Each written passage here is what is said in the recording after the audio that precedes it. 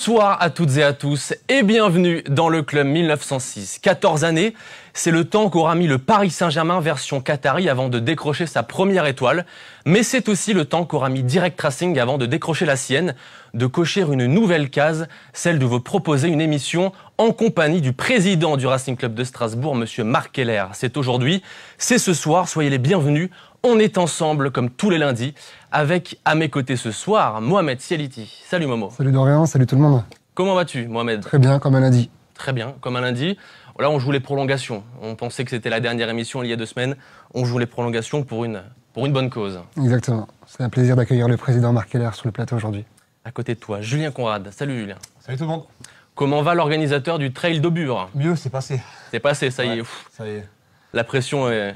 On est passé de 400 habitants à 1000, ça fait bizarre, mais dont Momo, donc c'était un vrai plaisir. Ça va, il s'en est bien sorti? Pas trop mal. Il est dans le ventre mou, il est bien.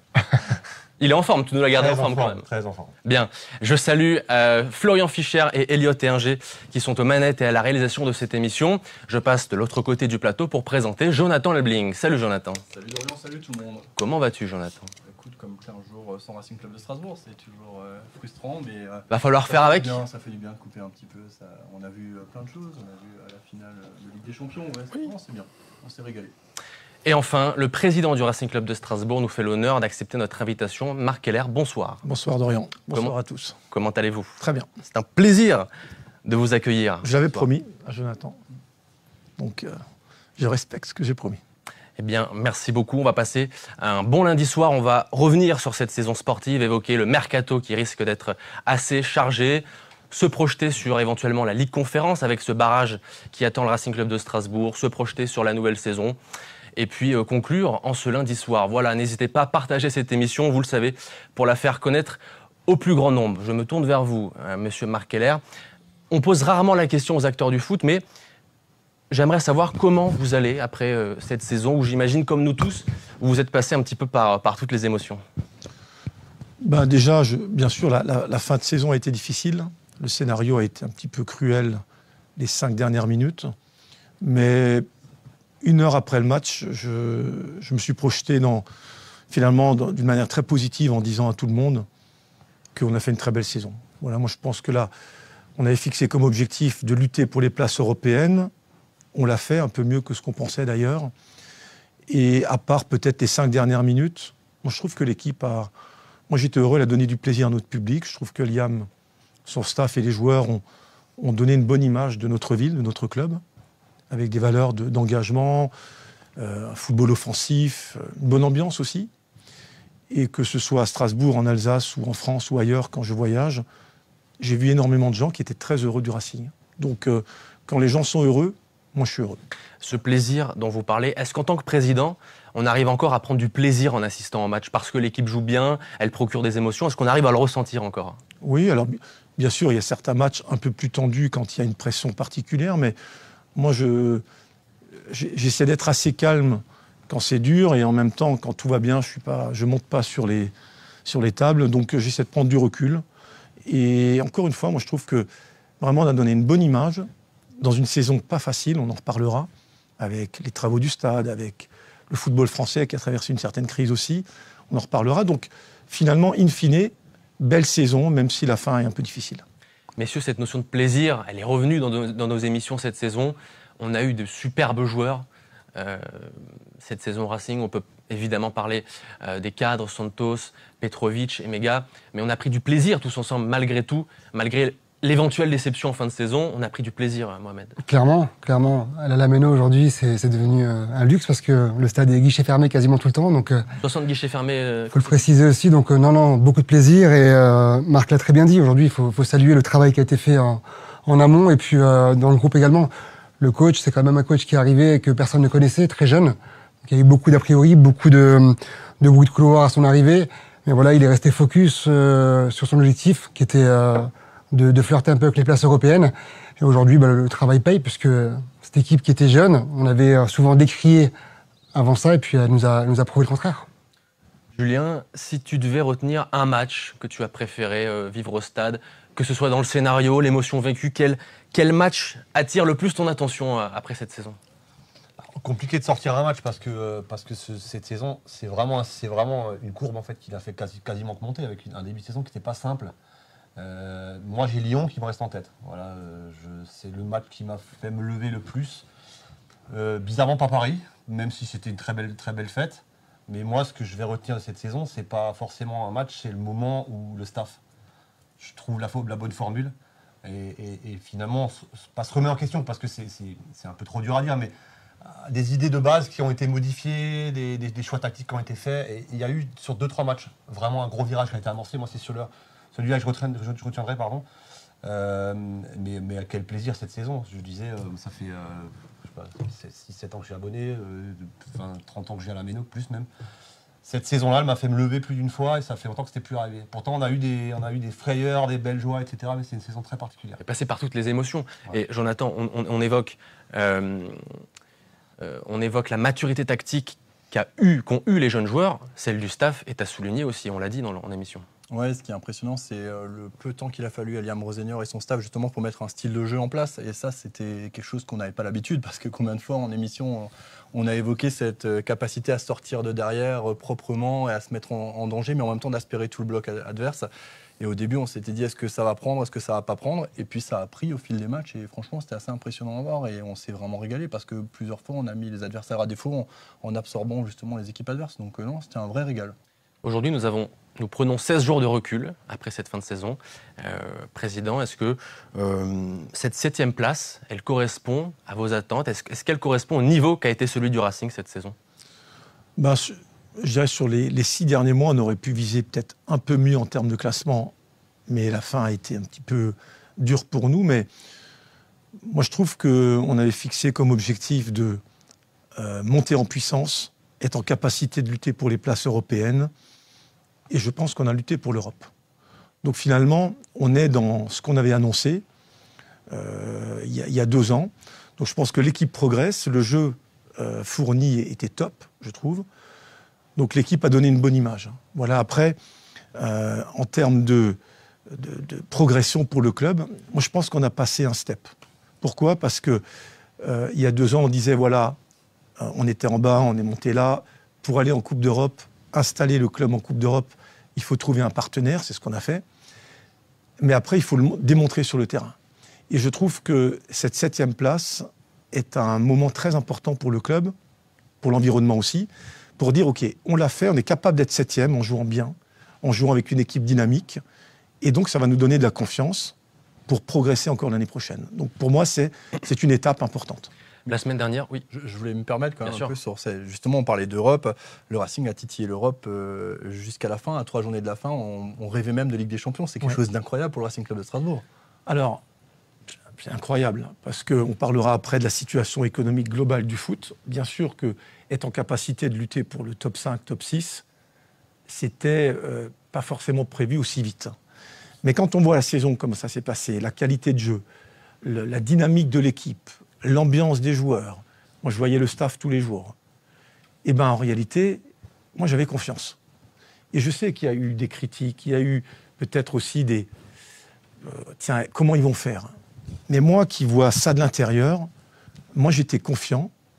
Alors, est-ce que c'est confiant pour être 5e, 6e, 7e, 8e? Ça, je ne sais pas, on ne peut pas le dire. Mais en tous les cas, je pense que le club a tout fait pour mettre l'équipe dans de bonnes directions. L'entraîneur avait de vraies idées, le staff a bien bossé, il y a eu un recrutement important. C'est clair. Je pense que les joueurs prêtés par Chelsea ont été aussi des top joueurs. Et je pense que l'ambiance générale correspondait aux valeurs que moi j'aime du Racing, à savoir une dynamique, on s'entend bien, on bosse, on y croit, on lâche jamais. Et même dans les moments difficiles, on reste unis. Moi je trouve que c'est ce qu'on a fait. Et on aurait presque pu viser, je pense, 5e, 6e place à la fin. Mais finalement, à 7e, pour les raisons que j'ai évoquées avant, pour moi, c'est une place très importante. On a montré qu'on pouvait le faire. L'année prochaine, il faut essayer de le refaire. Voilà. Vous dites que Strasbourg a failli finir 5-6e, mais vous n'avez pas d'amertume, vous n'avez pas de regret à ce niveau-là, parce qu'en prenant du recul, ça reste une 7e place. Dorian, moi, j'ai aucune amertume. Je suis plongé, je me projette dans l'avenir. L'avenir, c'est la préparation de l'année prochaine. C'est d'arriver à se qualifier pour cette Conference League. Et encore une fois, c'est lutter pour l'Europe y arriver et y rester. Et je pense que ce que j'avais annoncé il y a 2 ans, en réalité, quand on voit l'évolution du foot français, c'était un moment important qu'il ne fallait pas rater. Le club avait bien travaillé, le club était sain, le club avait de l'argent. Il n'y avait pas de stress. Mais par rapport à différents éléments extérieurs, on pensait avec les autres dirigeants qu'il fallait évoluer, que le statu quo n'était pas une option et que le Racing doit être ambitieux. Avec le nouveau stade qui arrive, il fallait essayer de lutter pour le top 6, top 7. Pour ça, il fallait s'organiser un peu différemment et c'est ce qu'on a fait. Vous évoquez l'Europe. Justement, l'Europe, la porte d'entrée vers l'Europe, ce sera ce fameux barrage aller-retour de Ligue Conférence qui aura lieu en août. Messieurs, on le disait, c'est une Coupe d'Europe à ne pas banaliser, dans laquelle le Racing aura des choses à jouer sans doute. Alors ça reste la dernière dans la hiérarchie des Coupes d'Europe, mais ça reste une Coupe d'Europe quand même. Alors maintenant, j'ai hâte de voir aussi l'effectif qui va arriver, parce que là, le rythme va changer, on va devoir jouer quasiment tous les 3 jours. C'est aussi une nouveauté pour le club, pour les joueurs, je pense. Donc j'ai hâte de voir un peu le recrutement, mais Marc pourra peut-être nous en dire un peu plus. Mais ce que dit Momo est très important. Il dit il faut apprendre à jouer tous les 3 jours. Et moi, je trouve que depuis maintenant 13 ans, 14 ans, le Racing a progressé et chaque année, il a fallu s'adapter. On s'est adapté au National, on s'est adapté à la Ligue 2, on s'est adapté à la Ligue 1 pour se maintenir. Et la progression passe par la Coupe d'Europe. Mais pour jouer à la Coupe d'Europe, il va falloir jouer tous les 3 jours. Et je pense que j'en parlais avant avec les cadres du club. Il faut s'organiser pour bien accueillir notre public tous les 3 jours. Les joueurs doivent s'habituer, Momo vient de le dire, à jouer régulièrement. Tu joues le jeudi soir, tu rejoues le dimanche. Donc il y a toute une phase de progression qui va être top pour tout le club, pour faire progresser notre club. Et je crois que cette saison, c'est pour ça, bien sûr, la Conférence League, c'est la 3e Coupe d'Europe. Mais ce matin, quelqu'un me disait au club, et je ne savais pas, enfin, je n'avais pas pensé, la dernière fois que le Racing s'est qualifié par le championnat en Coupe d'Europe, c'est en 95. Quand on a joué après la Coupe Intertoto. Moi, j'étais encore joueur. C'est à l'époque de Franck, de Boeuf, de Mostovoy, de Sauzé, de Rémi Garde. C'était une belle équipe. On s'était qualifié pour l'Intertoto qu'on avait gagné, on a joué la Coupe d'Europe. Donc ça veut bien dire qu'atteindre la Coupe d'Europe par le championnat, c'est pas facile. Et les joueurs l'ont fait. Donc moi, je trouve même cette 3e Coupe d'Europe, la Conférence League, on va tout faire pour se qualifier après les barrages. On veut la jouer. Et ça va être une étape importante de la progression générale qu'on veut donner à notre club. Parce beaucoup ont parlé du manque d'expérience, mais justement, ce conditionnement mental de jouer 2 matchs par semaine pour les joueurs, ça va forcément être de l'expérience engrangée. Déjà, je pense que tout joueur préfère jouer 2 fois dans la semaine que s'entraîner 3 fois. Donc je pense que déjà, au niveau sportif, c'est la bonne nouvelle. Après, on est dans les temps de passage, ça va mieux que moi, mais je pense que voilà, Coupe d'Europe, même si c'est la petite, entre guillemets, c'est la bonne Coupe d'Europe. Aujourd'hui, je trouve que en termes de pas de qualité, mais de quantité d'effectifs, finalement, quand on prend un peu les 7-8 premiers, on a notre place, j'ai l'impression. Il y a des équipes derrière nous qui auraient voulu y être et qui n'y sont pas. Moi, je pense à Lens, enfin, il y a des équipes, Brest qui étaient taillées pour ça, qui ne l'ont pas fait. Rennes. Rennes. Voilà, donc il ne faut pas oublier on voit aussi qui y a devant, mais il ne faut pas oublier qui est derrière nous. Ça, c'est la très belle nouvelle. Après, on disait l'année dernière que cette année, il fallait confirmer, enfin, nous, en tant que supporters, parce que l'année dernière, c'était le début d'un cycle.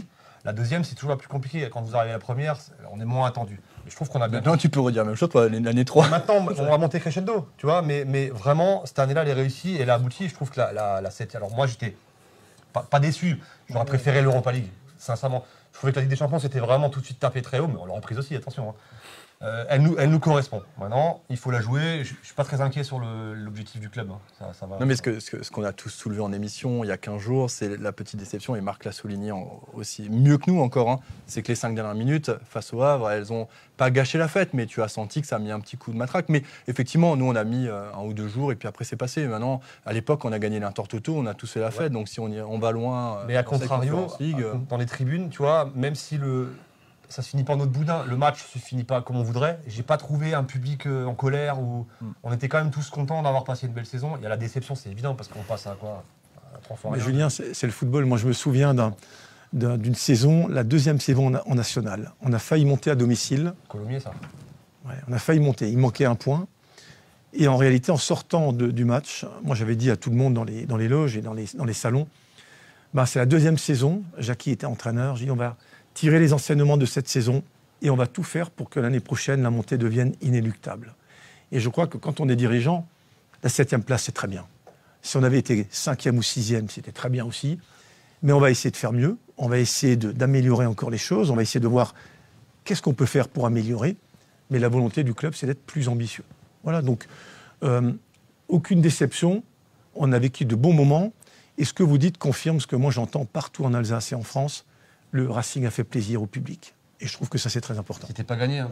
Non. Moi, alors, et c'est pas de la méfiance, mais c'est vrai qu'au début, on est inquiet, forcément. On a une habitude depuis plus de 10 ans avec vous. Et puis, il y a ce changement qui s'opère qui est pour moi indispensable. Mais, et on sent de toute façon que le public a été conquis. Ouais. Sa quasi majorité. Et je pense que ça, c'est la deuxième grosse victoire de la saison. C'est le public. Parce qu'il y avait des doutes au départ chez beaucoup de gens. Parce que voilà, forcément, il y a... Le changement fait peur. Exactement. Ouais, et puis, exactement. Peu importe dans quel domaine. Hein. Il fait toujours peur. Mais moi, je suis toujours resté calme parce que, j'étais quand même au centre du truc et je voyais un petit peu le projet qui allait se mettre en place, la qualité aussi des gens qui sont autour de moi et la volonté farouche de faire progresser notre club. Donc, moi, je pense qu'il y a des orientations qui ont été prises, positives. Il fallait de toute façon bouger d'effectifs, ça a été fait. Et moi, je ne parle pas tellement d'âge d'ailleurs, et on a vu d'ailleurs avec le PSG. Moi, je pense qu'il faut parler de qualité et de mentalité. Voilà. C'est ça le plus important. On a des bons joueurs, des très bons joueurs, on a des joueurs qui ont envie de gagner. Et en plus, ils ont créé un collectif où ils s'entendaient bien. Ça, c'est les recettes aussi de la réussite. Mais sur la jeunesse, l'avantage, c'est de pouvoir aussi former un peu son équipe comme on a envie, la faire progresser dans le sens où on a envie d'aller. C'est plus simple que d'avoir des joueurs qui ont 28, 29 ans, ou leur faire changer de style de jeu, c'est plus compliqué. Aussi, mais je crois, ce qui est très important avec l'équipe qu'on a, c'est une équipe, vous regardez un peu les datas, qui court, qui fait des sprints, qui est capable de... Le pressing, contre-pressing. Et méga notamment beaucoup. Exactement. Donc, moi, je trouve que, sans rentrer dans les détails, l'équipe, elle allait vers l'avant, elle a donné une dynamique, les joueurs s'entendaient bien, et Julien l'a dit, les gens étaient contents. Et ça, c'est important. Absolument. Et justement, cette mentalité, ça a été un fil rouge de la communication du staff et de Liam Rosenior notamment. Mes joueurs ne lâchent rien, croient en leur projet, croient en eux, se soutiennent. Et il y a quelque chose qui est intéressant à noter selon moi, c'est que les joueurs se sont bien sentis dans cette équipe. Prenons par exemple André Santos qui a passé 1 an et demi à Strasbourg en étant prêté par Chelsea, qui, quand il est parti, a dit qu'il était tombé amoureux du club. Nous avons aussi Petrovic qui est retourné à Chelsea, qui a dit « Les gars, vous allez me manquer ». Comment on réussit à faire prendre du plaisir à des joueurs ? Alors, moi déjà, l'exemple que vous donnez notamment de André Santos, je trouve que c'est un bon exemple. Moi, j'ai regardé, j'étais à Munich, par exemple, pour voir la finale de la Champions League. Et quand j'ai vu, dans l'après-match, quelques interviews, notamment de joueurs, de jeunes joueurs, notamment étrangers, portugais, parler français, faire des efforts pour parler français. Et ben, moi, quand j'ai vu ça, je me suis dit, le PSG part dans la bonne direction parce qu'il s'intègre. Et je trouve que chez nous, André Santos a fait ça. Il était heureux de revenir à Strasbourg parce qu'il arrivait en février l'année dernière. Il voulait rester. Sa femme était là. Elle a pu accoucher d'un petit bébé à Strasbourg. Il parle français, il communique en français. Il était heureux d'être à Strasbourg. Et je trouve que la réussite aussi de cette année, c'est de voir ces gens qui viennent de l'extérieur, qui viennent parfois pour 1 an, en prêt, s'adapter et se plaire à Strasbourg. Et moi, je trouve que c'est une grande réussite. C'est vrai, on dit souvent, enfin, la crainte de beaucoup de supporters, c'est lorsqu'un joueur arrive en prêt, est-ce qu'il vient pas les mains dans les poches ? Là, on a vu clairement, que ce soit Petrovic ou Santos, que c'est absolument pas le cas. Les joueurs, c'est des prêtés. Ouais, Ils sont tous pour une grosse saison, mais vraiment tes top joueurs, c'est des prêtés. Et vous voyez, même Petrovic, qui était titulaire à Chelsea l'année dernière, qui pouvait espérer peut-être un club européen cette saison, donc le deal s'est fait vraiment à la fin. Et ben, je peux vous dire, moi, je parlais régulièrement avec lui, quelle classe. Heureux d'être à Strasbourg. Il a profité de cette saison. Il ne s'est plus à Strasbourg. Et je trouve que Strasbourg, pour l'avenir, quand on voit André Santos qui réussit et Petrovic, ça peut donner des idées à d'autres joueurs, d'autres clubs, mais aussi de Chelsea, pour venir chez nous, profiter de notre club, entre guillemets, pour passer une bonne saison, progresser. On a un public magnifique, on a un stade qui va être fantastique et on a une belle ville. Tout est réuni pour bien s'épanouir. Et je trouve que ce sont 2 bons exemples. Il y a eu donc cette saison, il y aura cette intersaison. Et forcément, comme à toutes les intersaisons, il y aura du mouvement dans l'effectif. Santos et Petrovic, je le disais, sont en retour de prêt. D'autres joueurs devraient partir, comme toujours, en cas d'offre jugée satisfaisante. Président, ça ne vous a sûrement pas échappé, mais Forcément, au début, il y avait pas mal de craintes sur le sujet, mais peut-être faut-il souligner qu'un effectif qui change, c'est le cas tous les ans dans tous les clubs. Alors, ce que vous dites, rien, c'est exactement ça. C'est comme ça dans tous les clubs, à part peut-être dans 1 ou 2 clubs de niveau mondial où ils peuvent garder leurs joueurs. Mais nous, on s'est habitués à Strasbourg, quand j'étais entre guillemets propriétaire, président avec mes actionnaires alsaciens, à être très stable. Pendant des années, on ne bougeait pas beaucoup l'effectif. Finalement, on a remarqué qu'à un moment donné, il fallait bouger. Alors, on a bougé en plus avec l'arrivée de Bluco parce qu'on avait des moyens qu'on n'avait pas. Mais très clairement, aujourd'hui, dans le football d'aujourd'hui, il y a plus de mouvement. Voilà, je crois qu'il faut l'accepter. Ça ne veut pas dire que les ambitions changent. Nous, ce qu'on souhaite, c'est garder nos bons joueurs et s'il y a du mouvement, renforcer l'équipe avec des nouveaux. L'ambition est très claire, c'est qu'en septembre, on soit avec un effectif meilleur que maintenant. Ça, c'est l'objectif. Après, on est confronté, comme tous les clubs, à des joueurs qui ont fait 2 ou 3 ans, qui parfois veulent partir en prêt, qui rentrent dans leur club qui a prêté. À d'autres joueurs, comme Habib Diarra, j'avais fait une promesse qu'en juin 2025, si l'offre est intéressante, il peut partir. On a toujours respecté ce qu'on a dit. Donc, voilà la vie d'un club de foot. Mais je le dis très simplement à tout le monde, on veut la meilleure équipe à Strasbourg parce qu'on veut lutter pour les places européennes et on veut rester en Europe. Ça ne peut pas être plus clair. Maintenant, comment ça va se passer dans les 2 prochains mois, je ne peux pas vous le dire parce que le marché n'a pas encore beaucoup commencé. Ça va bouger après. Mais l'ambition du club, elle est très très claire. Et l'ambition des propriétaires en termes d'investissement, il est clair et net, c'est qu'on ait la meilleure équipe possible. Mais là où ça a beaucoup évolué quand même, Marc, c'est qu'auparavant, lorsque vous vouliez acheter, il fallait impérativement vendre. C'était une condition sine qua non. Ça ne veut pas dire que là, vous n'avez pas besoin ou ni la volonté de vendre. Mais à l'époque, si vous vouliez recruter en masse, il fallait faire Jonathan, je donne ce que vous dites est totalement exact. C'est nous, on achetait avec Loïc Désiré en attendant, mais il fallait attendre qu'on ait fait une vente à 100%. Bon. Ce qui a changé aussi avec l'arrivée de nos partenaires américains, c'est que quand on a des offres importantes, on est capable de les refuser. Ça a été le cas pour Habib Diarra, pour Doucouré. Enfin, l'ambition, c'est d'avoir la meilleure équipe possible. Quand je dis ça, ça ne veut pas dire qu'il ne faut pas bouger l'effectif à un moment donné. Mais l'idée, c'est qu'on fasse quand même des choix pour avoir vraiment la meilleure équipe pour que le stade soit plein, content et qu'on arrive à nos objectifs. Est-ce qu'on peut s'attendre à avoir le même profil de joueur l'année prochaine, Marc? Toujours aussi jeune, ou alors on va peut-être changer Non, Momo, a priori, c'est quand même plutôt la direction choisie. Et je ne parle pas tellement d'âge, je parle encore de talent et de mentalité. Vous voyez, par exemple, Barco, c'est un très bon exemple. Énorme, ouais. On en parle souvent des spécialistes. Franchement, moi je le connaissais pas. Bien sûr, les recruteurs m'en ont parlé. Bien sûr, les propriétaires étaient prêts à payer le prêt et surtout le transfert parce qu'on a transformé son prêt en transfert. Donc vous voyez, parfois, un prêt peut devenir un transfert vers nous. Mais je trouve que c'est un joueur formidable. Moi, j'ai une question sur Barco, justement. Oui. Barco, il arrive en tant qu'arrière gauche, à l'origine. Enfin, pour nous, le grand public. Oui, alors, parce que vous... Non. Alors, moi, on m'a dit arrière gauche et il peut jouer au milieu. D'accord. Parce que moi, j'ai découvert... Pour moi, il est encore plus fort au milieu de terrain. Après, mais ce qu'on m'avait surtout dit, Julien, c'est que ça va être un joueur techniquement... Au-dessus. C'est très fort. Il n'a pas que la technique. Hein. Non. Et là, la grille. Ouais, c'est ça. C'est un Argentin. Donc, vous voyez, là, on a aussi pu profiter un petit peu des réseaux et d'un joueur qui était connu et qui, chez nous, s'est intégré. Mais c'est ça, en fait, il y a beaucoup d'avantages en fait, depuis l'arrivée de Bluco, et moi je le dis d'un œil totalement extérieur, moi je vois beaucoup d'avantages. On nous parle souvent d'identité, moi j'ai pas eu la sensation que l'identité avait changé, parce qu'on parle notamment de Valentine Barco. Je suis désolé de l'amener comme ça, mais pour moi il a le même caractère qu'un Dimitri Lénard à l'époque. En fait, elle est où la différence? Moi je vois pas de différence niveau caractère. Mais Jonathan, l'identité, on en avait parlé il y a quelques mois avec Momo, c'est quoi l'identité d'un club? Moi je comprends l'inquiétude. Je comprends la peur que les gens aient pu avoir de perdre l'identité.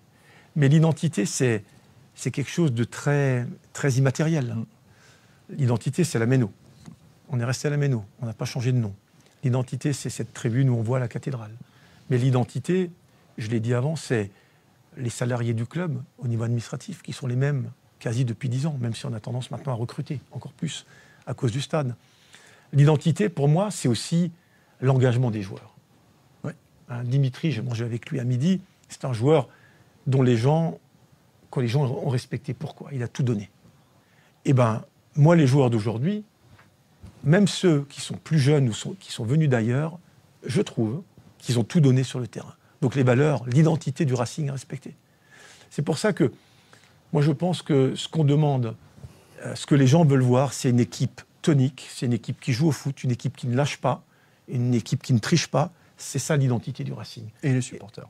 Et les supporters. Mais les supporters, cette année, moi je pense qu'ils se sont éclatés. Ah bah oui. Moi je suis triste pour ceux qui ne pouvaient pas venir.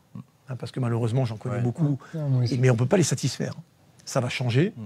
Mais en tous les cas, les gens étaient heureux de venir au match parce que l'identité du Racing sur le terrain était respectée. Voilà. On a évoqué la qualité technique sans doute supérieure de Valentine Barco. Parce que vous êtes un fan de foot avant tout, le foot représente toute votre vie. Quel type de joueur vous fait frétiller, vous, quand vous êtes en tribune quel genre de joueur, quel geste technique est-ce que vous aimez voir sur un terrain de foot?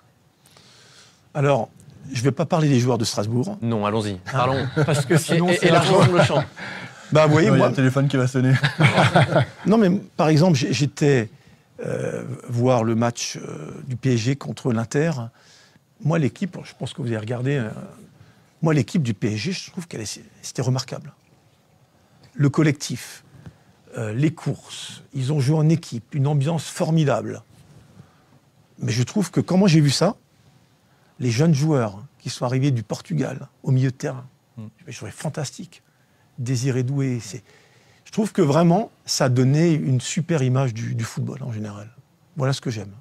Est-ce que vous regardez d'autres championnats, d'autres équipes en Europe ou ailleurs Alors, dans le monde? Moi, historiquement, comme j'ai joué en Bundesliga et en Première Ligue, je suis encore très bien ces deux championnats. Je regarde un peu moins l'Italie et l'Espagne parce que je n'ai pas toujours du temps. Mais moi, j'aime le foot en général. J'ai été invité par les gens de Metz. Je suis allé voir Metz-Reims, par exemple, pour les barrages. Je suis allé voir le match de basket à Laza vendredi dernier aussi. Moi, j'aime le sport, j'aime voir des émotions, j'aime voir les gens heureux et j'aime les exploits sur un terrain. Je trouve que c'est fantastique. Messieurs, pour conclure cette fenêtre mercato, est-ce que vous avez un souhait particulier, éventuellement des postes à renforcer en priorité? À quoi vous attendez-vous? Si tu analyses la saison, tu remarques bien que les points qu'on a perdus sont souvent liés à l'absence d'un joueur, celle des mégas, qui est devenu aujourd'hui indispensable à l'équipe. Non mais c'est vrai, il pèse tellement dans le jeu, que ce soit sur les efforts défensifs ou sur le pressing devant, qu'aujourd'hui pour moi il est indispensable d'avoir une doublure ou d'avoir un complément à Emega. Aujourd'hui, le jeu est tellement basé sur Emega que quand on l'a pas, on se rend compte que c'est plus du tout le même style de jeu. Donc je pense qu'aujourd'hui, recruter un attaquant, pour moi, c'est important. Julien Conrad. Une doublure à droite. Hein.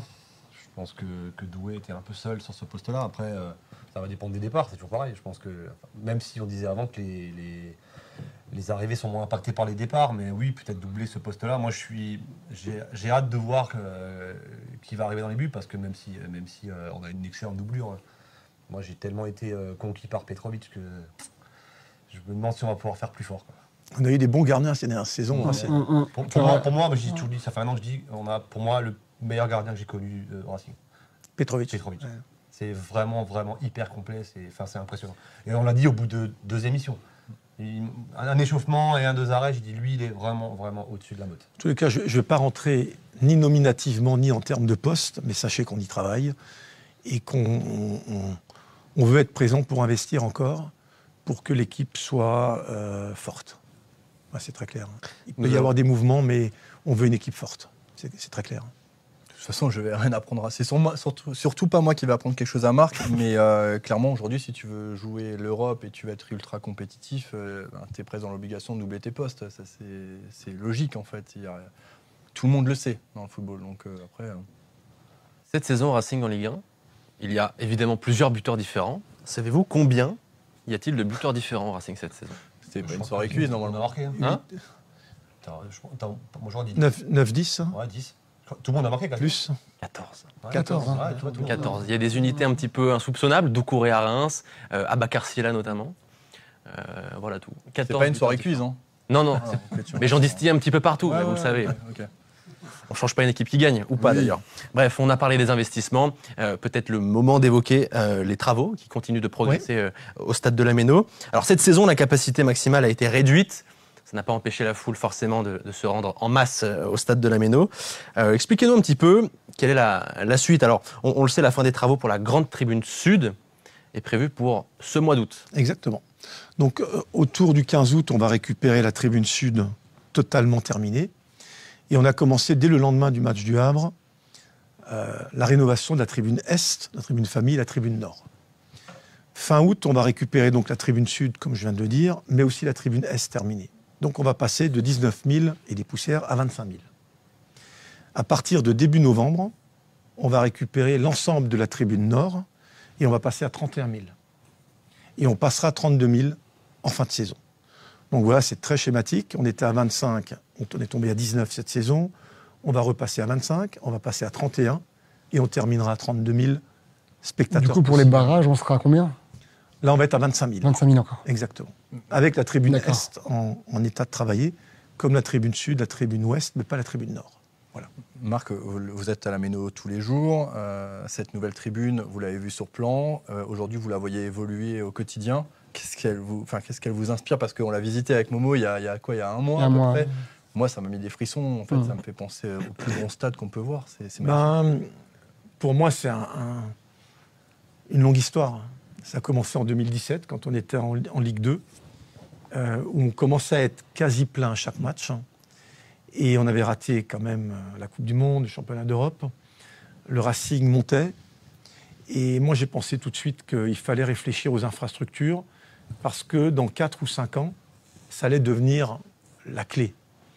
Et donc, rapidement, j'ai pu en parler, bien sûr, avec mes proches actionnaires, mais surtout les autorités politiques. Et là, on a eu beaucoup de chance.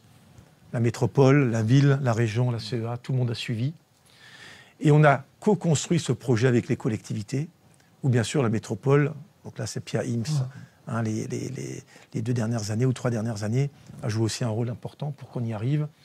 Mais pour moi, c'est presque un projet, c'est une vision par laquelle le Racing devait passer pour exister. Et on a souhaité faire un stade rénové sur place, on ne voulait pas construire ailleurs. Et moi, j'avais plutôt, la vision que j'avais, c'était intramuros, garder la Méno, rénover, pour garder l'atmosphère, l'identité dont on parlait. Moi, je crois beaucoup en ça. Et quand on avait un peu cette idée-là, tout de suite, j'ai essayé de regarder ce qui s'était fait en France ou en Europe, et on peut constater souvent que les clubs qui construisaient des stades traversaient des moments difficiles. C'est vrai. Et donc, tout de suite, ce que j'ai souhaité faire, c'est recruter Alain Play, avec qui j'avais travaillé, qui est un spécialiste des stades, qui était le président de la commission des stades, pour travailler à côté de moi, mais pas dans l'opérationnel du club. Je voulais absolument séparer le projet à 10 ans de gagner tous les 8 jours. Et pendant quelques années, Alain a travaillé sur ce projet, avec Frédéric Thomen, notamment à l'Eurométropole, pour construire ce stade. Et il nous a rejoints dans le club 3-4 ans après, bien sûr. Mais le projet avance, le projet est fantastique. Je pense que ça sera un stade très efficace, un stade pensé pour nos supporters, tous nos supporters, les jeunes, les plus âgés, le COP, mais aussi les VIP, pour tout le monde. On a beaucoup travaillé aussi sur la fan zone, qu'on a doublé de volume. On a beaucoup travaillé aussi sur le quartier, parce qu'on a estimé que la Méno, on devait réussir la rénovation, pas seulement le stade de foot, mais son environnement dans le quartier. Et vous allez voir, ça va être quelque chose de fantastique, parce que entre la Méno et le McDonald's et le stade, je crois qu'on a planté 700 arbres. Donc ça va être un parc qui va arriver jusqu'à la fan zone, avant de s'ouvrir vers le stade. Okay. Et je trouve que ça va être vraiment un stade adapté à notre club et qui va nous permettre d'avoir plus d'ambition. Vous dites souvent que vous cherchez, vous trouvez vos origines un petit peu en Allemagne, en Angleterre, oui. Les terrains, les pays par lesquels vous êtes passé. Vous savez, on vit de son éducation et de ses origines et de son expérience. Et moi, les années passées en Bundesliga et en Première Ligue m'ont beaucoup aidé à comprendre un peu le business économique ou l'industrie du sport, ça c'est clair. Mais au-delà de l'industrie au sens financier, ce que j'ai beaucoup aimé en Allemagne, c'est la convivialité avec nos supporters, c'est l'ouverture, c'est la simplicité. Moi, avant chaque match, je vais manger mes saucisses. C'est mon plaisir. C'était mon plaisir il y a 30 ans, ça l'est encore aujourd'hui. Et si tout va bien, j'espère dans 10 ans ou dans 15 ans, que je sois président ou pas. Voilà. Pour moi, la vie d'un club, c'est beaucoup plus qu'un match. C'est une manière de vivre, c'est une manière de rencontrer ses amis. Moi, mes parents, par exemple, je suis très pris. Je les vois au stade aussi maintenant. Donc, c'est un endroit on a tellement de souvenirs. Et pour moi, le stade de la Méno qui reste là, si je dois parler d'identité, c'est ça l'identité du Racing. C'est ce que je crois, moi, en tous les cas. S'ouvrir également 2h30 avant le début du match, ce qui est Comme en Allemagne. loin d'être le cas, bien sûr, ailleurs en France. Mais ça, on le faisait déjà en national. On Bien a sûr. augmenté en L2. Et vous voyez, le 90+4, je l'avais dit, c'est une idée qu'on a piquée à Tottenham. On est parti à l'époque avec Christian Autaker, Pierrot Schmitt, il y avait un appelé avec moi aussi. Et on allait à Tottenham, dans le nouveau stade, qui est fantastique. Et ça, c'est ce qui m'a impressionné. Ce bar, cette buvette, sous la tribune, sur toute la largeur. Et on s'est dit, on va faire ça à Strasbourg. Et on l'a fait à Strasbourg. Et je trouve que c'est déjà un endroit iconique, parce que 90+4, ça nous ramène à des souvenirs qu'on a tous. Et la qualité aussi du service, qualité des saucisses, qualité de tout, ça nous permet de servir plus rapidement nos clients, nos supporters. Et pour moi, c'est très important que les gens se sentent bien. Je vous confirme que ça va beaucoup, beaucoup plus vite parce que maintenant, c'est notre petit point de rendez-vous aussi entre nous avant les rencontres. Ouais. Et c'est vrai, quand on veut chercher quelque chose à boire, ça va beaucoup plus Et vite. c'est vrai que le choix de rester à la Méno, pour moi, c'était un choix hyper important. Sortir de Strasbourg, je pense qu'on a vraiment perdu l'âme et l'identité du club. Là, rester dans Strasbourg intramuros, ça fait vraiment penser au club un peu londonien en Angleterre, où vraiment on y va en tram, en métro. Et c'est ce qui fait vraiment le charme de la ville aujourd'hui. Donc, Alors Momo, quand on a commencé le projet en 2017 avec les collectivités, on a fait une étude de faisabilité. C'est très, très organisé, très technique, avec des gens qui réfléchissent sur quelle est la bonne solution. Et très sincèrement, à l'époque, avec les autorités politiques, moi je leur disais, j'espère qu'ils vont conclure qu'il faut rester à la maison. Méno. Et Dieu merci, la réaction, la conclusion, c'était il faut absolument rester là.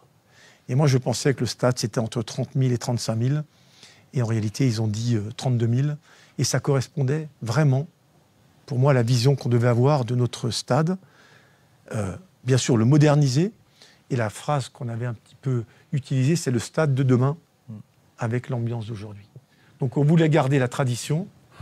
Mais la tradition, avec beaucoup d'investissements, permet de se projeter dans un nouveau monde.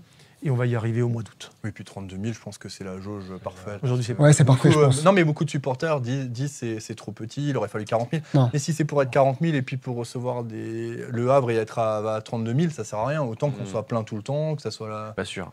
Bah si, moi je suis sûr. Mais parce que t'as pas connu encore cette période-là. C'est certain. Moi, certain. on a On a connu les Strasbourg-Angers à 6 000 personnes. Ah ouais. Non, je pense que 32 000, c'est la jauge parfaite vraiment pour le Racing Club de Strasbourg aujourd'hui. On a eu des belles ambiances cette saison alors que le stade était à 19 000 places et que le son s'échappait via la grande tribune. Là, on ne peut que s'enthousiasmer de ce futur stade avec les 4 tribunes fermées, bien sûr. Mais Dorian, je précise quand même que pour faire progresser le Racing, il fallait la Méno, bien sûr, travailler. Il fallait un partenaire capitalistique à côté, c'est clair. Mais on travaille aussi sur les infrastructures autres. Le Racing Soprema Park est un endroit déjà très moderne. Pour les pros, on va encore l'agrandir. On travaille sur l'académie et on a un projet de construire un centre plus important pour les pros et l'académie à l'extérieur, enfin de Strasbourg, très proche de la Méno, mais quand même à l'extérieur, pour avoir plus de terrain. Mais ça prend du temps. Donc en attendant ces 4 ou 5 ans qu'il faudra probablement pour arriver, j'espère, au bout, on a décidé d'investir avec le club à Molsheim et on attend encore maintenant les dernières décisions du conseil municipal et du club, mais on s'est rencontrés avec Laurent Furst, le maire, et les dirigeants de Molsheim pour que le Racing puisse investir un terrain hybride à Molsheim, un terrain synthétique, refaire les projecteurs pour être en capacité d'accueillir notre équipe féminine en Arkema, notre N3, voire les U19. Donc on veut vraiment, en attendant d'avoir le grand projet qu'on attend, donner les meilleures conditions à nos jeunes joueurs, à notre académie et aux filles pour progresser. Et la deuxième chose qu'on va rajouter, on est en train de finaliser avec la ville aussi, c'est de construire un terrain hybride à l'académie pour donner des terrains de très haute qualité et rajouter un terrain synthétique très bientôt. Tout ça pour vous dire qu'à côté de la Méno, qui est un projet de 10 ans, on travaille aussi pour demain matin. Quand je dis demain matin, c'est dans les 3 mois. On souhaite qu'à Molsheim, on puisse avancer, ainsi qu'à l'académie, pour mettre nos joueurs, pros, garçons et filles, dans les meilleures conditions. Et ça, c'est bien sûr aussi financé, pas seulement par le club, mais par nos partenaires financiers, très clairement. Il nous reste un quart d'heure d'émission et vous le savez, nous avons des partenaires qui nous accompagnent dans cette aventure du Club 1906. Et justement, voici la présentation de l'un d'entre eux, le Palatin.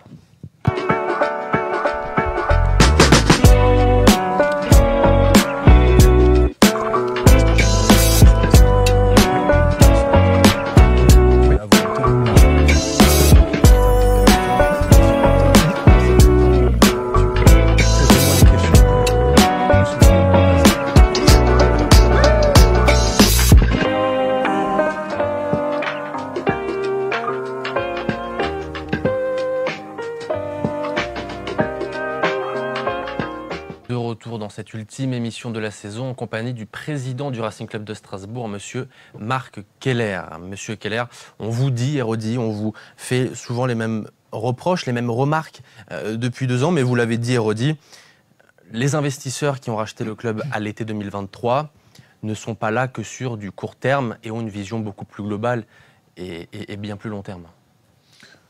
Ben, je me suis exprimé là-dessus. Après, on apprend à se connaître depuis 2 ans. Et je confirme ce que j'ai dit. Je trouve que le club part dans la bonne direction. Je pense qu'on a une ambition qu'on ne pouvait pas avoir avant. Et on essaie aussi, bien sûr, de garder la fameuse identité dont parlait Jonathan, mais je crois qu'il est respecté aujourd'hui. Et on essaie absolument d'atteindre un petit peu cette vision qu'on a, c'est lutter pour les places européennes, aller en Coupe d'Europe et un jour y rester. C'est très important. Dans l'équilibre général qu'il y a du football français aujourd'hui, il faut être en capacité de lutter pour le top 6, top 7.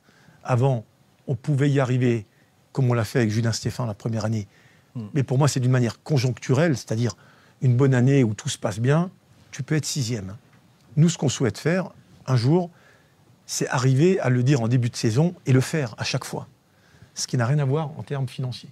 Voilà un petit peu la différence, c'est d'installer le club d'une manière plus forte, plus ambitieuse, plus haute, pour arriver à jouer la Coupe d'Europe. Mais d'ailleurs, c'est ce qui nous a un peu surpris en début de saison, quand les joueurs et le coach, enfin surtout les joueurs, annonçaient l'ambition de jouer l'Europe. Nous, ça nous a surpris parce qu'on n'a pas l'habitude de ce genre de discours à Strasbourg, finalement. Non, mais c'est vrai que ce discours-là, on pouvait le percevoir de façon différente, mais même un petit côté prétentieux, même par moment. On se dit, attends, c'est quand même illusoire de voir le Racing en Europe aussi vite. Et finalement, les joueurs ont cru au projet et... on peut le dire, ils ont fermé le clapet à beaucoup de gens. Même dans la période difficile. Clairement, on a eu une équipe qui a mouillé le maillot depuis le début. Alors jeune, etc., ce qu'on veut. Mais cette équipe-là, depuis le début, on n'a rien à lui reprocher. Moi, pour ma part, je peux rien reprocher à cette équipe cette année. Et parce que cette équipe de jeunes joueurs, qui je le rappelle, était la plus jeune équipe d'Europe, ce qui est quand même assez fantastique, parce que les joueurs ont en permanence, après les matchs, au gré de leur victoire, exprimé cette folle envie de disputer une Coupe d'Europe, eh bien on a souvent lu, écouté, que c'était une arrogance peut-être, un trop-plein de confiance, qu'il était délicat de... C'est une forme d'insouciance de la jeunesse. Moi, je trouve que c'est bien, Momo, c'est l'insouciance. C'est ça. Et moi, je suis plutôt quelqu'un où on a toujours été très ambitieux, mais parfois on disait, on va essayer de faire ça. En réalité, on cherchait toujours à faire mieux. Mais je trouve qu'avec les jeunes, moi, j'ai appris un truc cette année, ils ne se posent pas de questions. Vous avez les bons. Ça avance. Vous avez les bons caractères, je pense. Il y avait une ambiance fantastique, c'était des bons joueurs, ils avaient envie de gagner, et ils étaient contents d'être à Strasbourg.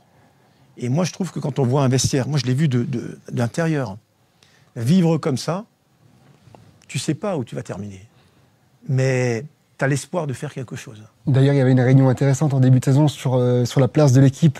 Et les joueurs en question étaient là avec vous, en vous disant non, président, nous on vise clairement la 5e à la 7e place. Ouais. Ils y croyaient. Dès le début. Et dès le départ, ils y croyaient. L'ambiance était bonne. L'entraîneur a fait très bien jouer son équipe aussi. Et il faut dire aussi, le club a beaucoup investi. Ça c'est clair aussi, on a pu faire des investissements très importants dans une année très difficile, puisque les droits télé étaient en difficulté. Et là, les propriétaires, c'est un moment, je pense, très important. Les propriétaires, là, quand je discutais avec eux, quand ils sont aux États-Unis, ils m'ont dit non, Marc, nous, on pense justement, ok, c'est clair, ton analyse elle est très claire, mais nous, on pense qu'il y a une difficulté, on va investir plus. On pense que c'est le moment, dans un marché un peu plus difficile, d'investir plus, parce qu'on veut arriver à l'objectif qu'on s'est fixé ensemble. Voilà.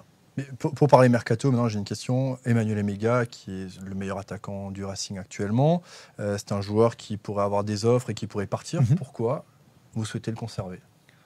On souhaite le conserver parce qu'on en a parlé avant, hein, c'est Julien qui l'a dit, je crois que c'est un joueur très important dans notre manière de jouer. D'ailleurs, on l'a vu quand il n'était pas là. On a eu quelques matchs plus difficiles. Donc c'est un joueur qui se plaît chez nous, c'est un joueur qui a beaucoup progressé, c'est un joueur aussi, je trouve, il dégage une force. Donc on essaie de le garder, voilà, parce qu'on voudrait construire encore avec lui. On verra maintenant dans les jours, dans les semaines qui arrivent, mais notre volonté idéale serait de le garder. Pourquoi cette question? Parce que justement, lorsque Blouko est arrivé, certains détracteurs pensaient qu'ils allaient venir faire un one-shot, partir, et laisser le Racing en bas. Alors que là, justement, de vouloir prolonger un joueur qui est là depuis 2 saisons, qui pourrait facilement partir dans un plus grand club aujourd'hui, on a encore envie de le garder. Si vous voulez, les ventes, ce n'est pas des ventes quand nous, on devait vendre à l'époque. Moi, j'étais clair, il fallait qu'on fasse une vente tous les 18 mois. Le reste, on ne faisait pas parce que le club en avait besoin. Nous, aujourd'hui, quand il faut vendre, c'est peut-être plus parce que de temps en temps, il faut faire tourner l'effectif pour des promesses qui ont été données. Et parfois aussi, notamment pour le fair play financier, respecter un peu plus les chiffres du fair play financier. Mais je ne vais pas rentrer dans les détails. À la fin, ce que vous devez retenir, on veut la meilleure équipe possible pour avoir de l'ambition. Si on a fait venir des partenaires avec nous, c'est pour faire ça. C'est extrêmement clair. Moi, j'avais une question grand public sur le recrutement, en fait. Parce que Oui. vous avez vos scouts, vos Oui. recruteurs, etc. Cette année, le Racing a quand même à un moment donné une période compliquée dans le jeu où les joueurs très jeunes ont réussi quand même à surnager. Donc vous ciblez un joueur, un type de joueur, qualité technique, mais derrière, j'ai l'impression qu'il y a encore un aspect psychologique qui est pris en compte. Est-ce que le staff analyse aussi le côté mental du joueur avant? Parce que des Santos, des Barco, c'est tous des garçons qui ont, même dans le dur, ont su tirer l'équipe vers le haut. Et là, c'est là qu'on ne s'est pas trompé, je trouve. Alors Julien, quand on recrute, c'est Loïc qui le faisait avant aussi, maintenant c'est aussi avec Blouko. Bien sûr, quand on regarde les datas, on regarde les performances, on regarde ce qu'ils ont fait, on regarde les images. Et on rencontre les gens aussi pour un peu les juger, sentir un petit peu le mental. Et très clairement, sur les joueurs dont vous parlez, c'est des gens qui ont un mental particulier, de gagneurs. Et dans les moments difficiles, on en a besoin. Donc on regarde tous les aspects d'un joueur, la tête aussi. Parce que dans cette période un peu plus compliquée, on s'est aussi dit, là, est-ce que là, on ne regrette pas d'avoir 1 ou 2 cadres, mais d'expérience, 30, 32 ans, vraiment quelqu'un qui avait de la bouteille? Et finalement, la réponse est non, puisqu'on traverse la crise, en fait. Écoutez, je trouve, vous ne le faites pas d'ailleurs, mais arrêtons de parler d'âge. Parlons de qualité.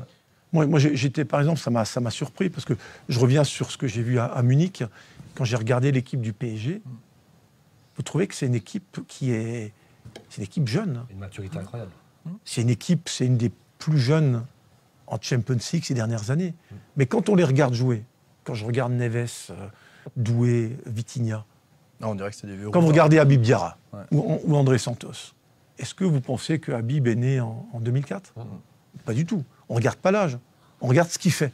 Oui, et puis l'expérience, c'est pas qu'une question d'âge. C'est Pas une du tout. question de... Il a 100 matchs déjà en Ligue 1. C'est ça, déjà 100 matchs. Le parallèle, il est bon parce que, entre Diarra et Santos, parce que Diarra, c'est déjà un briscard. C'est quoi, Mais sa 3e saison? Il a 100 matchs. Alors que Santos, c'est énorme. Santos, il arrive du Brésil, Ouais. et il est parachuté dans un continent qu'il ne connaît pas, et c'est au diapason, mais tout de suite. Et là, si tu te qualifies pour la Ligue Conférence, c'est de l'expérience x2 en fait, d'aller jouer, même si c'est des matchs dangereux, enfin quand je dis dangereux, c'est des matchs un peu des pièges, c'est là où les gamins ils vont prendre beaucoup d'expérience finalement. Mais on s'en rend compte quand on discute avec certains supporters, souvent dans l'inconscient collectif, l'expérience, cette notion d'expérience, est assimilée, associée à une notion d'âge. Mais il y a toujours des contre-exemples et en fait, c'est au cas par cas. Non, c'est une question de maturité. Ouais. Tu as des jeunes aujourd'hui qui se lancent dans le business à 19 ans, qui créent une start-up qui explose et qui a vendu 100 millions derrière. Et là, on ne parle pas d'âge. Puis un joueur de 21 ans peut être plus expérimenté dans le dit championnat qu'un joueur de 30. Écoutez, André Santos se comporte comme un leader, un gars qui a 30 ans, quoi. Et c'est un gamin. Il est régulier, il est clair, il parle très très bien français, il comprenait tout, il est heureux d'être ici, il a envie de gagner. Voilà, on regarde plus sa date de naissance. C'est vrai. Pour conclure tout doucement, tranquillement cette émission, messieurs. Alors, vous dites souvent, bien sûr, que Strasbourg souhaite faire mieux année après année. Mais forcément, si le club progresse d'année en année, il sera plus difficile de faire mieux, forcément. Comment la saison suivante peut-elle être aussi enthousiasmante que cette saison ? Continuer la progression, continuer, alors infrastructure, la Méno qui doit avancer, les infrastructures parallèles aussi. L'équipe doit continuer à nous amener ce plaisir de les voir jouer, essayer de rester chaque fois, lutter pour ces places européennes. Si on arrive à être en Conference League, bien y figurer. Voilà, c'est permanent. Le haut niveau, c'est... moi, je ne dis pas qu'on va tout atteindre. Par contre, l'ambition de notre club, de notre ville, de notre région, moi, je ne vois pas pourquoi Strasbourg ne peut pas viser là, maintenant. Attends, comment on y va ? On essaie de s'organiser, tout ne va pas réussir. Moi, je l'accepte. Peut-être qu'on fait certaines erreurs, ça peut arriver. Mais grosso modo, on sait où on veut aller et on fait tout pour y aller. Voilà. Et donc, avec l'éventuelle perspective de disputer cette Ligue Conférence, si le Racing passe son tour de barrage, cette gestion des efforts qui sera différente à appréhender en jouant 2 matchs par semaine. Messieurs, cette saison qui arrive, on en est encore loin bien sûr, mais vous avez hâte, comment vous la voyez rapidement ? Forcément, on a tout ça de voir ce que ça va donner l'année prochaine, mais encore une fois, le plus dur, ce sera de confirmer aussi.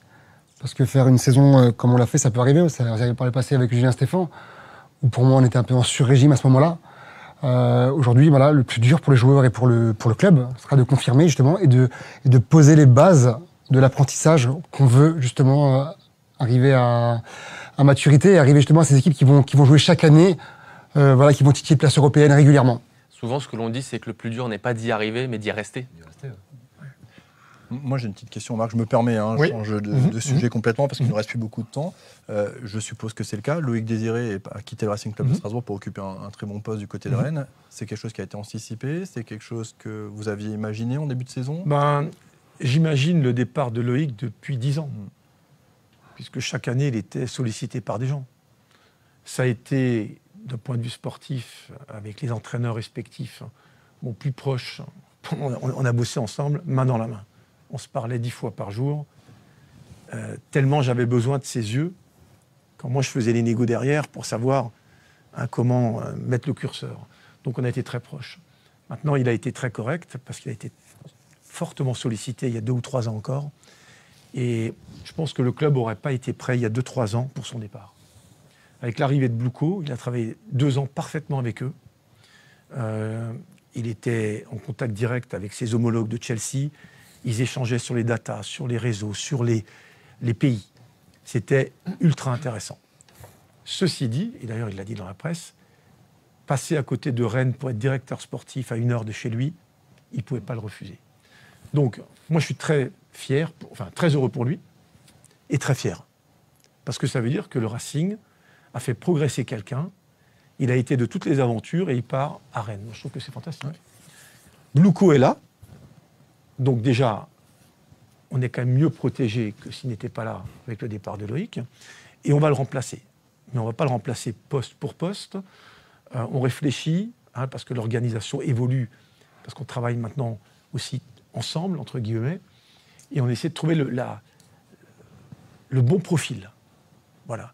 Mais on veut retrouver quelqu'un qui a, comme Loïc, des yeux. Très important. Parce que moi, je ne peux plus aller voir les matchs depuis des années pour recruter, donc il faut des gens de confiance. Bluco en a, en Angleterre, mais partout dans le monde. Et nous, on a beaucoup compté sur Loïc aussi et son équipe. Donc on va essayer de le remplacer un peu différemment, mais avec une qualité très importante, c'est la qualité pour découvrir des joueurs. Président, on va juste rebondir là-dessus. Quelle a été la plus belle recrue de Loïc Désiré, justement, sous l'ère Racing? Il y en a eu beaucoup. Il y a eu parfois aussi des joueurs où on s'est un peu trompé, mais ça peut arriver. Mais on était toujours très alignés. Et moi, j'ai toujours protégé, parce que je sais que c'est un métier très difficile, que je connais bien, et on a besoin de donner de la confiance aux gens. Mais si je devais peut-être sortir un joueur dans notre histoire, c'est peut-être Aoulou. Quand on l'a pris à Orléans, à l'époque, il avait quel âge? C'est vrai. C'est un garçon qui était bien, qui était intelligent.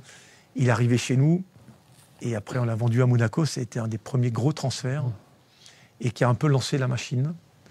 Mais avec Loïc, c'est surtout, on peut dire, 11 ans de vie commune au stade. où tous les jours, avec les entraîneurs, avec Thierry Loret, avec Jackie et avec François, des discussions permanentes, comment optimiser notre club avec des bonnes recrues. Donc c'était une aventure fantastique. Vous avez dit, il y a eu quelques ratés, mais en même temps, je ne connais pas un club, pas un seul qui s'est jamais raté. Et puis un joueur, vous pouvez le recruter, il va être très bon une saison, la saison d'après, il va juste pas se fondre dans l'effectif. Enfin, Question de contexte. Oui, voilà. C'est la vie d'un club de foot. Absolument. Mais en tous les cas, on a très bien bossé et on va trouver la solution pour être encore bien équilibré, voire mieux à l'avenir. Une dernière question, Julien, peut-être. Ouais, moi j'ai une question. Oui. Celui qui, pour moi, la meilleure recrue de la saison, c'est Rosenior, sans aucun doute. Il a eu des principes de jeu qu'il n'a pas lâchés, mais il a su s'adapter sur la saison en fonction de son effectif. Système à 3, système à 5, à 4, etc. Moi, j'ai vraiment adoré sa façon d'appréhender le foot. Mais on a Patrick Vieira sur la première saison, qui est quand même un bonhomme. Hein. Je parle vraiment du palmarès. Alors, comment Rosenior arrive sur votre bureau, ça, j'imagine que le réseau fait le job, mais en fait, pourquoi Rosenior à ce moment-là? Pourquoi confier les clés du camion à un entraîneur, et c'est une réussite, hein, qui n'a quasiment aucune expérience? On cherchait un entraîneur pour coller un petit peu à une philosophie de jeu. Liam avait travaillé déjà avec un des directeurs sportifs de Chelsea à Brighton, donc ils se connaissaient. Et après, on s'est rencontrés. Et on a eu, avec d'ailleurs les deux directeurs sportifs aussi qui le connaissaient, un bon contact et très grande clarté tactique dans ce qu'ils voulaient mettre en place. C'est ça qui m'avait surpris. Et très aligné sur le football dynamique qu'on voudrait donner à notre public. Parce que pour moi, la prise de risque, elle est là. Celle de la saison, pour moi, c'est clairement le maître Rosenior. Mais il s'est très bien intégré. Je dois dire aussi que beaucoup, je l'ai dit avant, les propriétaires ont voulu aussi, dans la crise qu'on a traversée du foot français, qui est terrible pour les clubs. En réalité, allez, c'est le moment d'investir encore plus. Donc entre Liam, son intégration, comment il a fait jouer l'équipe, mais aussi les recrues et les joueurs qu'on avait, je trouve que ça a bien pris. Voilà. Et après, le collectif. Je pense que ça, c'est... J'ai même pas envie de sortir un joueur, même si on en a parlé de... Mais c'est collectivement, on avait une équipe. Et je crois que le public alsacien s'est reconnu dans cette équipe. C'est ça que je garderai un petit peu comme résumé de cette saison. Mais on s'amusait à faire le top 3, top 5 de la saison. Il a changé 5 fois. Ouais. Parce que dès que vous allez sortir un joueur, on va dire mais lui aussi il a fait une grosse saison. Ouais. Et lui aussi il a fait une grosse saison. Ouais. Et tous à des moments, enfin tu vois, il y a des moments où il y en a un qui sortait un peu plus et en fait c'était un peu les vases communicants. On n'a jamais eu le même homme du match. Non. Mais c'est vrai qu'il a eu la capacité à changer son système de jeu parce que c'est vrai qu'au début on était dans un football très champagne, j'ai envie de dire, un peu box-to-box, où ça part un peu dans tous les sens, c'est celui qui va mettre le plus de buts qui va gagner. Et au final, il a réussi à changer justement de philosophie de jeu. Il s'est adapté au championnat aussi, parce que c'est un championnat nouveau pour lui. Et au final, on a réussi à avoir des résultats incroyables en deuxième partie de saison. Je trouve quand même, si vous analysez un petit peu le monde du foot aujourd'hui en Europe, et notamment les grands clubs, il y a quand même, on sent une tendance quand même de rajeunissement un petit peu général des effectifs. Ça, vous le voyez au PSG, à Strasbourg, bien sûr, on en a parlé, mais dans d'autres clubs. Donc la tendance, là, on sent quand même maintenant un virage qui est pris pour aller vers des joueurs de très haute qualité, des joueurs qui ont des jambes, des joueurs qui sont capables de répéter les efforts. Et nous, on s'est inscrit un petit peu dans cette volonté d'avoir un football total. Et je crois que le public alsacien, en tous les cas, on l'a senti, adhère à ça. On avait bien joué avec Patrick Vieira, on avait avec Fred Antonetti. Tous les entraîneurs qui sont passés, je trouve, ont amené quelque chose. Et cette année, Liam nous a amené encore une tactique encore un petit peu plus... C'est un hybride, complètement. Ouais, exactement. Qu'on n'avait pas l'habitude de voir. Après, il faut aussi avoir, je le reviens au recrutement, il faut aussi avoir, je vais citer des joueurs, mais il faut avoir un Diego Moreira capable de faire, je sais pas, 80 montées et un Doué qui accepte de compenser, un Barco polyvalent. Vraiment, et puis un Emega, tout a collé, quoi. Tout a collé. Ouais. Mais je pense que le travail après de recrutement entre des joueurs, il se trouve que Diego était un joueur de Chelsea, donc évidemment il le connaissait très bien, nous on le connaissait, mais il le connaissait parfaitement. Donc il pensait aussi que ça pouvait être vraiment parfait pour nous. Ça l'a été. Après, sur Guilla Doué, par exemple, qui est un joueur du Stade Rennais, nous on le connaissait parfaitement. Donc on savait que ça pouvait matcher. Donc je pense que tout ça, c'est le fruit d'un travail collectif et finalement qui s'est bien équilibré. Et à la fin, ça a été une très belle saison. Voilà. Marc, vous n'allez pas nous dévoiler le mercato, j'en ai bien conscience, ni le nombre de joueurs qui vont être recrutés, mais une des questions les plus fréquentes des supporters, c'est par rapport à cette potentielle Ligue Conférence, de savoir si Strasbourg aura un effectif capable de jouer sur les deux tableaux.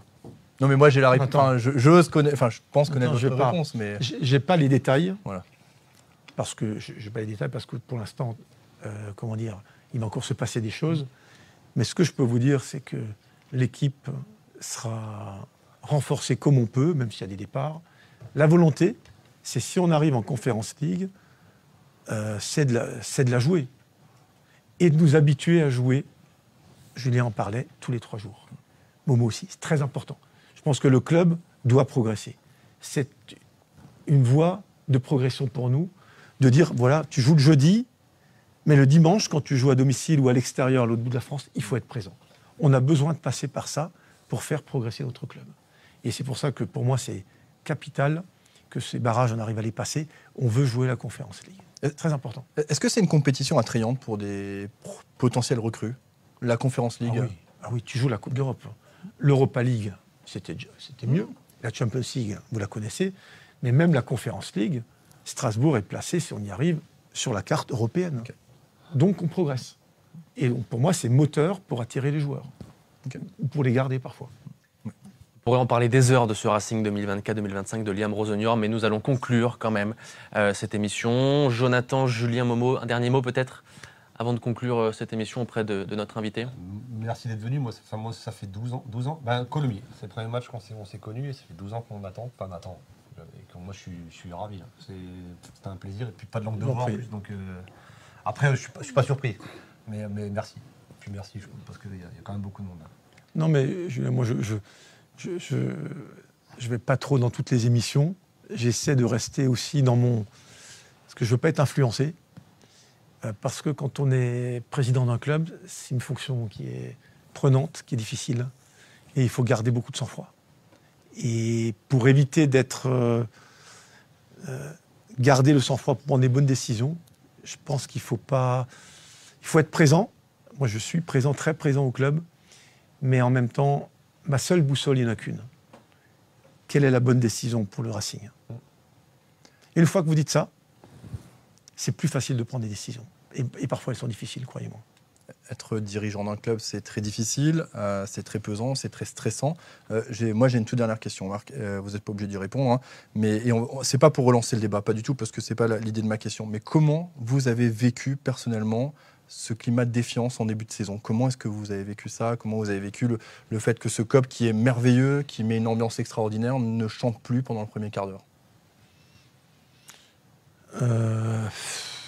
Comment je pourrais résumer ça? Moi, ça m'a rendu un peu triste. Parce que mon engagement est total. Les gens qui étaient avec moi se sont investis aussi. Et je pense que cette boussole dont je parlais a été la seule direction que j'ai prise ou qu'on a prise pendant 13 ans ou 12 ans. Donc, moi, je suis quelqu'un de très respectueux, très ouvert. Donc, j'accepte des opinions différentes. Je l'accepte. Donc, je peux comprendre que dans un stade, on peut supporter, on peut chanter, et parfois on peut se taire. Mais ça m'a rendu un peu triste parce que je pense que le changement fait peur. Je pense que j'ai toujours essayé d'expliquer les choses. Et ce qui m'a donné la force, quand même, c'est que, en réalité, moi, je vais au stade, je me promène dans les tribunes et je vois l'enthousiasme du public. Et ma plus grande énergie, c'est ça. J'ai été attristé par un peu parfois ces silences, mais je les accepte parce que c'est comme ça. Mais en même temps, que ce soit à Strasbourg, quand je vais chez moi, dans le Haut-Rhin, mais à Paris, parfois à l'étranger quand j'y suis, moi je trouve que le Racing, cette année, a franchi un cap en termes de... Tout le monde dit, mais qu'est-ce qui se passe à Strasbourg? Comment vous jouez? Le stade est plein, des matchs formidables. Et ma plus grande énergie, c'est sentir tous ces gens heureux. Même si je savais qu'il y avait un petit peu une toute petite minorité, je dirais un petit peu déçue, mais je me suis concentrer sur ce que moi je peux maîtriser, expliquer les choses et essayer de tirer tout le monde derrière le club, parce qu'on a tellement envie de faire grandir le Racing que c'était notre énergie, quoi. Je sais pas si ça... De toute façon, la meilleure des réponses, c'est le terrain. Et aujourd'hui, le Racing l'a prouvé, l'a montré. Le Racing grandit, le Racing a passé un cap. Et moi, je me souviens de l'interview qu'on a eu l'occasion de faire en début de saison. On avait plein de questions qui nous revenaient régulièrement dans l'émission ou à travers les différents supporters. Et Marc, quasiment toutes les questions que je t'avais posées, aujourd'hui, elles ont été juste, puisque on a parlé d'identité du club, l'identité est restée. On a parlé du projet où tu me disais, on aimerait bien flirter avec la 5e, 7e place. On est en plein dedans. On a parlé du centre de formation, où je te posais la question par rapport aux jeunes du centre de formation, est-ce que l'avenir était bouché ou pas. Enfin, on a évoqué tous les sujets qui étaient importants aux yeux des supporters. Et aujourd'hui, le résultat, il est là. Mais disons, moi, je réponds parce que Jonathan me pose la question, mais je ne veux plus tellement m'exprimer là-dessus. Et je vais vous dire pourquoi. Parce que pour moi, comment je vois un club ou une entreprise, on est unis. Voilà. Comment on est parti de tout en bas jusque-là, parce que tout le monde a poussé le club, tout le monde a tiré le club. Et moi, je ne veux rien dire qui puisse offenser les gens, parce que ma boussole, c'est pas ça. Ma boussole, c'est que le Racing soit un jour ici. On l'a pris là, il est là, moi j'ai envie d'aller là. Voilà. Et pour y arriver, personnellement, mais je crois que c'est aussi c'est ce que les gens du club pensent, les propriétaires. Moi, j'ai envie que tout le monde soit heureux. Voilà, ce serait ça le rêve absolu, c'est que tout le monde tire dans le même sens pour amener le Racing en Coupe d'Europe. Et la statistique qui a été donnée ce matin, je la trouve quand même intéressante. Hein. C'est la première fois qu'on y arrive, j'espère, par le championnat. Donc ça veut dire qu'on franchit une étape. Ok, il peut y avoir de l'incompréhension, il peut y avoir aussi le changement fait peur, on l'a dit. Mais je pense quand même aujourd'hui, on avance. Et l'identité qui était une crainte, que je comprends, notamment de certains supporters. Moi, ça c'est quelque chose que j'ai compris. On essaie d'y répondre, pas par la voix, mais par les actes. Et je trouve que l'identité que les gens avaient peur de perdre, en tous les cas au club, au quotidien, moi je sens qu'on l'a. Donc c'est important. Mais pourquoi je suis venu sur le sujet? Parce que l'idée, c'était absolument pas de raviver les flammes ni rien. C'était vraiment parce que maintenant, ça fait un peu plus d'une dizaine d'années qu'on se côtoie. Et en fait, même si c'est une minorité, ça m'a fait mal pour vous de dire que vous faisiez ça pour votre intérêt, pas celui du Racing. Moi, je vous connais. Et je sais que Marc Keller, la première chose à laquelle il pense, c'est la réussite du Racing Club de Strasbourg. C'est pour ça vraiment que je voulais aller sur le sujet et que vous me donniez votre impression. Jonathan, là, vous pouvez dormir tranquille. Je dors bien, très bien. J'accepte, je vois l'enthousiasme autour de nous. Je dois accepter parfois qu'il y ait parfois des critiques, méritées, pas méritées, quand on est un homme public. Moi, je les accepte. Vraiment, il n'y a aucun souci. Ma boussole, je l'ai dit avant, c'est de faire progresser le club. Et malheureusement, quand tu fais progresser le club, et je réponds à Momo, même si cette année, on avait terminé 12e, je ne regretterai pas le choix qui a été fait. Okay. Parce que le choix a été fait, je l'ai exprimé plusieurs fois, on n'a pas le temps. Oui. Je pourrais réexpliquer tout. Et d'ailleurs, ce qui s'est passé ces derniers mois confirme que ce que je disais il y a 2 ans était un risque pour le club. Donc, c'est même pas les résultats qui me font dire que c'est la bonne direction. On a pensé avec... Egon Guindorf, avant malheureusement qui nous quitte, mais Pierrot, Christian, mes amis, qu'on a tout fait et qu'il fallait doter le Racing de moyens supplémentaires pour aller là où le Racing devrait être un jour à la Coupe d'Europe. Donc, on est 7e aujourd'hui, très bien, mais si on était 12e, moi, ce que je regarde, c'est comment ça fonctionne au quotidien. Et tant que je suis là, c'est que le fonctionnement me convient et que je m'entends bien avec nos partenaires américains qui me laissent travailler et qui nous donnent des moyens, même si dans le sportif, ils ont la capacité d'investir, qu'on n'avait pas, et ben moi je trouve qu'on part dans la bonne direction. Ce sera le mot de la fin.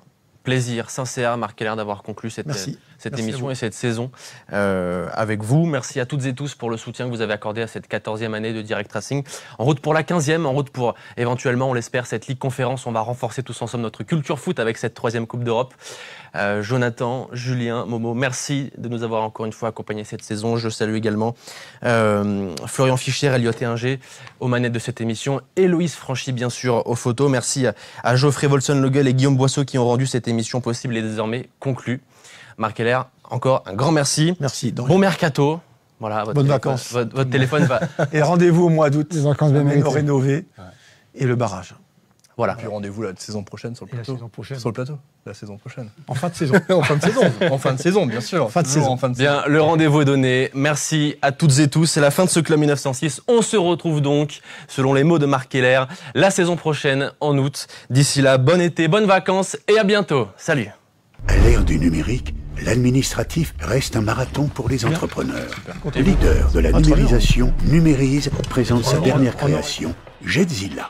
Recherchez vos documents par mots-clés et vous y êtes. Plus de saisie de factures, une photo suffit. Laissez notre IA faire sa magie. Des statistiques pour tout contrôler avec accès expert comptable et bien plus encore pour 39,90 € par mois sans engagement. Testez gratuitement sur jedzilla.com ou rencontrez-nous à Heurt pour un